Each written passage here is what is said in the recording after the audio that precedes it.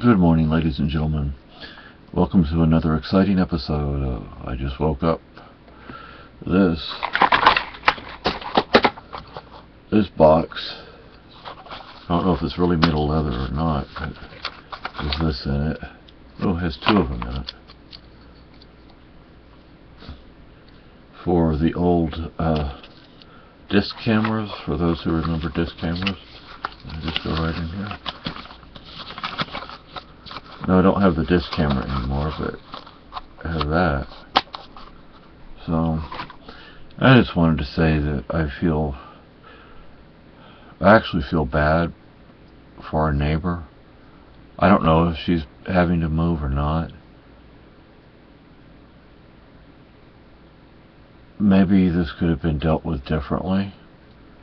I mean, her getting all out of sorts and accusing us of cashing her checks that were in her name, not ours, so we couldn't cash them. Pretty simple, pretty much common sense there. But, you know, if the police chief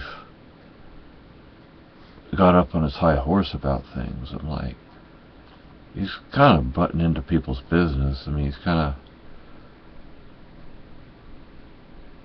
you know, it's like in the South, you have a lot of gossip about people. Everybody knows everything about you.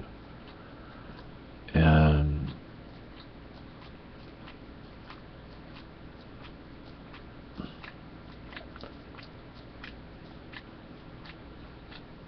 I mean, is this really something that somebody should have to be evicted for? I don't think so. And then the other day, our landlord was out here. We didn't talk to him, but he was actually shoveling snow. How many landlords do you know that would actually do that? Most would hire somebody else to do it. No, he came out and did it himself. I respect that. I'm old. I remember the Neolithic times. But I'll say that I've had my share of landlords in my life. And my current landlord is ranked in the top two. I mean, two of all the landlords I've had two really good landlords. The current one and then Mrs. McDougal. And I lived at the complex, the apartment, in that apartment that Mrs. McDougal managed for 6 years. And I would have stayed. But the guy who owned the place sold it. The new owners changed the management.